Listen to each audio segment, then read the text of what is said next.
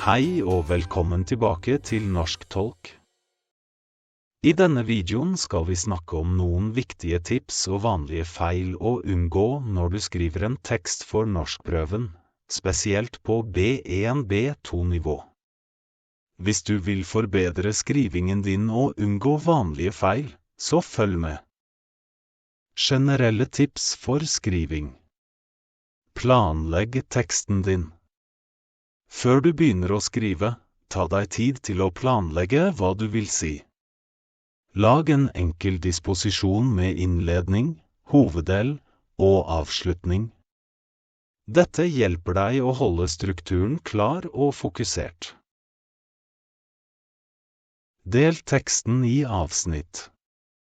Husk å dele teksten inn i tydelige avsnitt. Hvert avsnitt bør ha et hovedpoeng som støtter opp om argumentasjonen din. Dette gjør teksten lettere å lese og følge.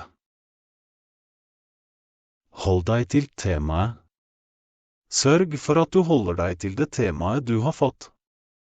Ikke gå utenfor oppgavens rammer, og unngå å inkludere irrelevante detaljer. Ikke skriv for kort eller for mye. Pass på å skrive mellom 250 og 350 ord.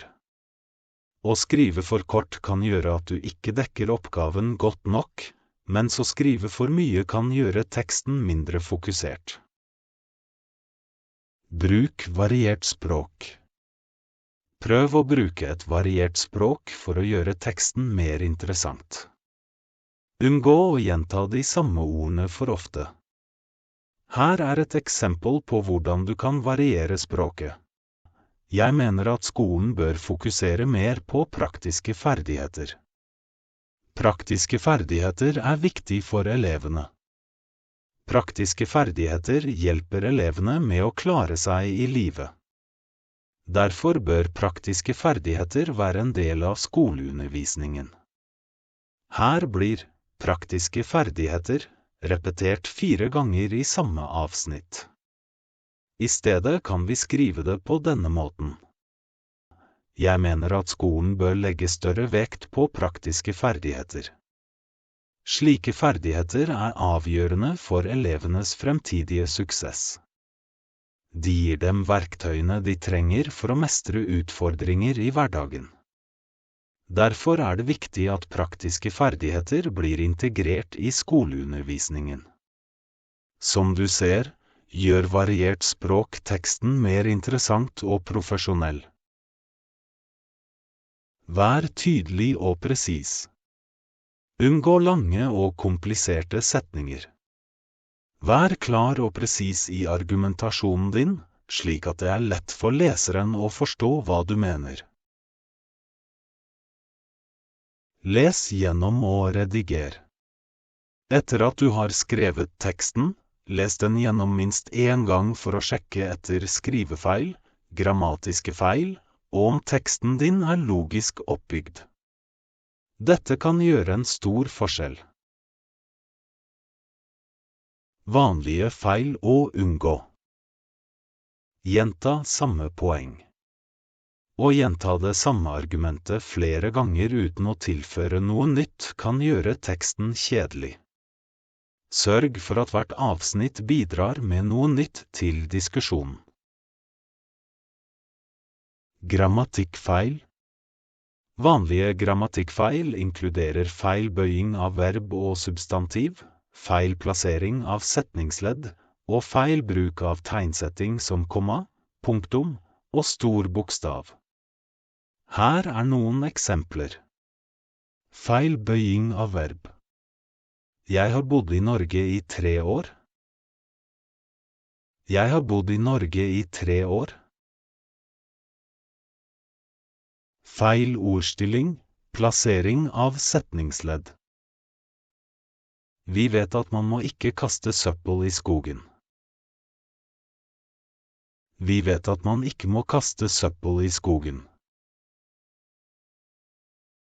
I en leddsetning vil ikke og andre adverb, ofte, sjelden, aldri, alltid, også, med flere, plasseres foran verbet. Feil bøying av substantiv. Jeg har mange husene. Jeg har mange hus. Feil bruk av preposisjoner. Jeg er interessert på musikk. Jeg er interessert i musikk. Feil bruk av stor bokstav. Jeg studerer norsk språk på Universitetet i Oslo. Jeg studerer norsk språk på Universitetet i Oslo. Feil plassering av komma og punktum. Jeg liker å gå på tur, fordi det er sunt. Jeg liker å gå på tur fordi det er sunt. Feil bruk av tid, verbformer. I fjor har hun reist på ferie til Spania. I fjor reiste hun på ferie til Spania. Sørg for å være oppmerksom på disse vanlige feilene og unngå dem i teksten din. Hvis du har noen spørsmål eller trenger mer hjelp, legg igjen en kommentar i kommentarfeltet, så skal jeg prøve å svare så godt jeg kan. Manglende konklusjon. En annen vanlig feil er å avslutte teksten uten en klar konklusjon. Sørg for at du oppsummerer hovedpoengene dine og gir en tydelig avslutning. Husk å øve på å skrive tekster før prøven. Jo mer du øver, jo tryggere vil du føle deg når du tar norskprøven. Masse lykke til!